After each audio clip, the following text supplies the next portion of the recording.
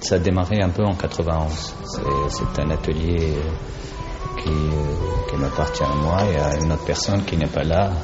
Et puis ça a commencé il y a 10 ans. Et voilà, on a évolué petit à petit avec les moyens qu'on avait, parce qu'en fait on a commencé sans aucun moyen. Et puis on a évolué petit à petit en se faisant autofinancer par nous-mêmes. On n'a eu aucun prêt, aucune aide financière préalable de qui que ce soit. Et comme vous voyez, tout est fait avec on se base sur la récupération, parce qu'en fait, au départ, c'était notre seul moyen de pouvoir avancer, de pouvoir faire ce qu'on fait.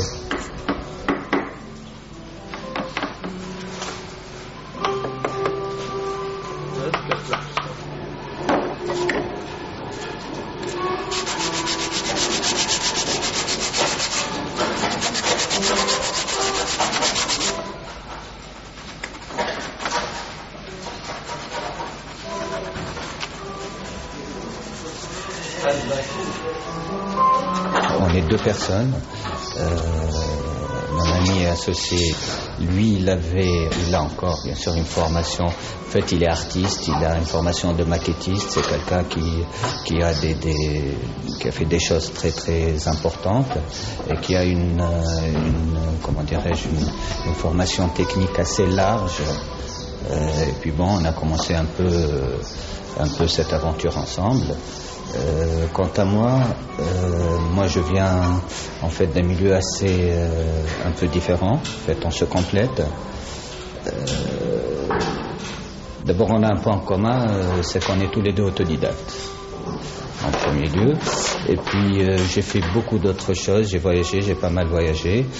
Et il y a une dizaine d'années, je me suis décidé de revenir m'installer ici, vu qu'il y avait des choses qui ont changé, et puis c'est plus pratique. Et en fait, il y a eu pas mal d'ouvertures, de possibilités de travail ici. En fait, en tant qu'affaire, on est revenu chez soi pour essayer de faire quelque chose qui nous plaît et qui pourrait servir ici à notre pays, quoi.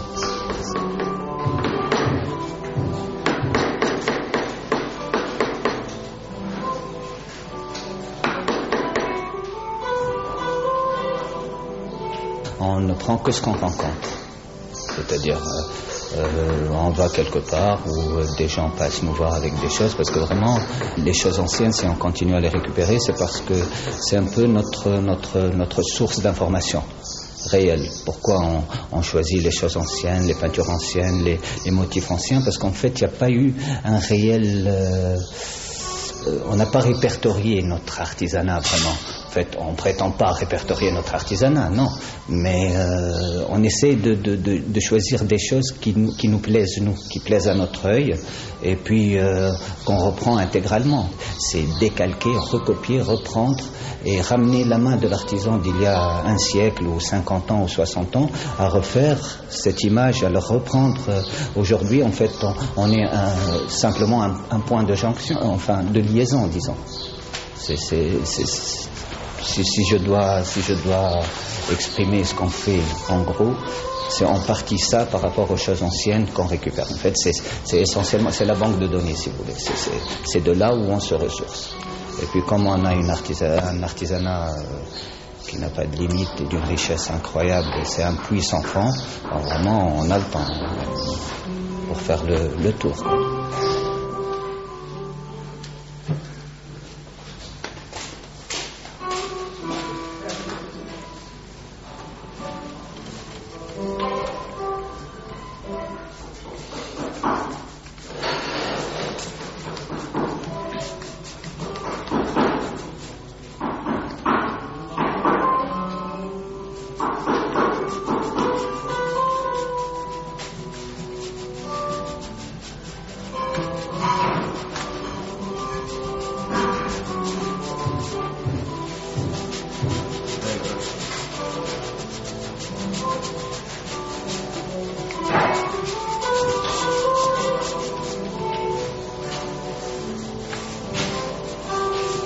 l'activité de cet atelier, ça fonctionne comme un atelier de recherche. On a un bureau de recherche en bonne et due forme. C'est-à-dire on décide d'un produit. Bien sûr, on a aussi une bibliothèque assez importante aussi. On a une photothèque aussi. On a des dias. On a tout ce qu'il faut. Bon, quand vous faites un petit regard ici à l'atelier, ça paraît un peu fouillis et tout. C'est vrai, ça l'est. Mais quand même, dans ce fouillis, il y a une certaine démarche, il y a une chronologie par rapport aux phases de travail qui est quand même assez importante. Et si vous voulez, quand on décide d'un produit, parce qu'on a des petits produits qu'on fait à 100 pièces, 200 pièces, des petits bougeoirs, des petites bêtises comme ça, ces choses-là, elles sont conçues pratiquement c'est-à-dire comme la démarche, elle est pareille à un designer, quoi. C'est-à-dire, il y a un dessin qui est fait à la base, après le dessin, il y a une maquette, après il y a une maquette à l'échelle, et après on passe à la réalisation, et on pense d'abord que le produit, c'est-à-dire le but, c'est un produit. Sinon, on a 80% de ce qu'on fait, c'est des pièces uniques, pratiquement. Mais même les choses en série, elles ne sont pas identiques.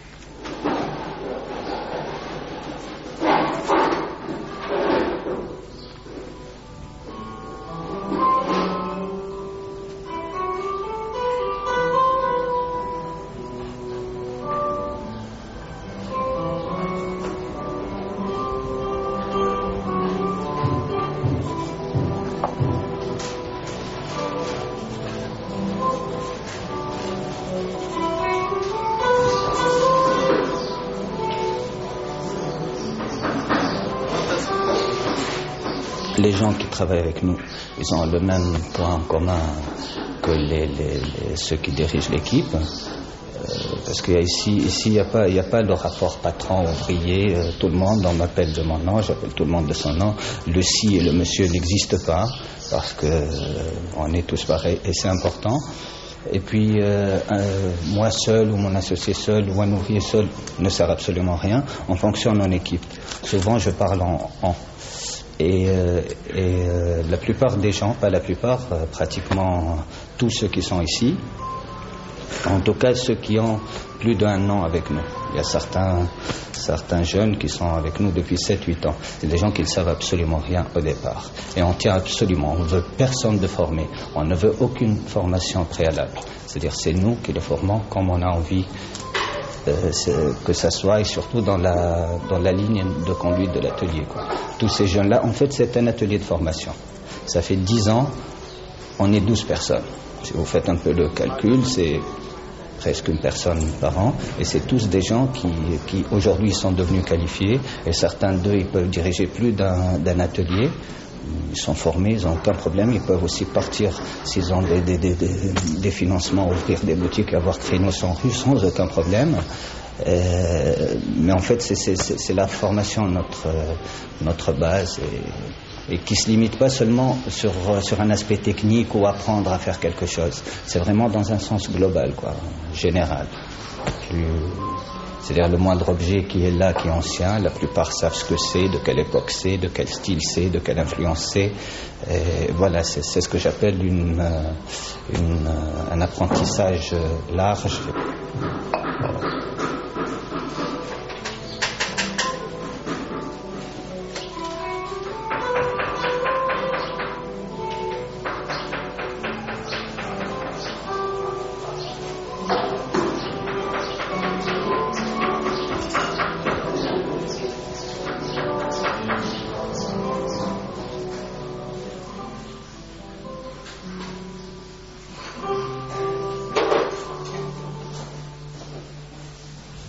Il y a quand même un détail qui est assez intéressant chez nous, c'est que si vous venez nous voir en tant que quelqu'un qui veut faire une commande, c'est vous-même c'est-à-dire vous intervenez dans la conception de ce que vous voulez faire. C'est-à-dire vous décidez exactement de ce que vous faites. Et nous, on vous aide, on vous montre des choses et tout, mais en fait, c'est vous qui décidez de ce que vous voulez avoir exactement. C'est-à-dire c'est pas seulement vous venez, vous trouvez quelque chose de prêt, mais c'est vous qui la concevez, vous qui décidez exactement dans quel détail ça doit être fait.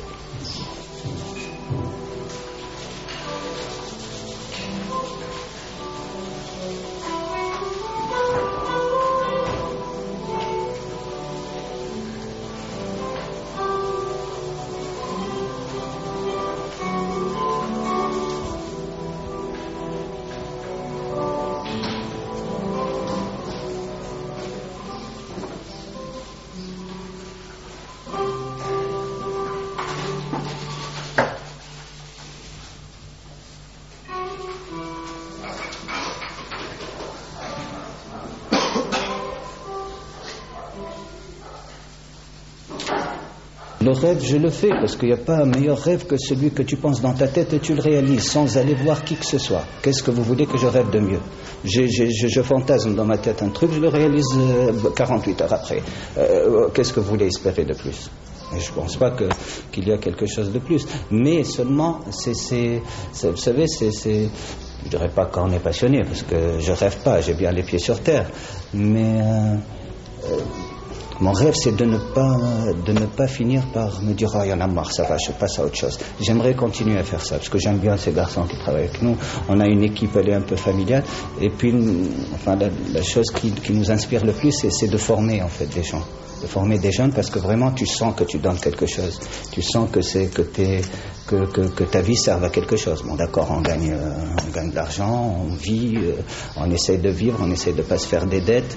Ben, je possède rien, comme je vous dis, même pas une maison, même ma maison je la loue. Mais bon, pour le moment, c'est mon kiff. Quand je rentre le soir ou quand quelqu'un de jeune apprenti qui rentre et qui fasse quelque chose de bien et qui me plaise et que c'est déjà une grande satisfaction, ça.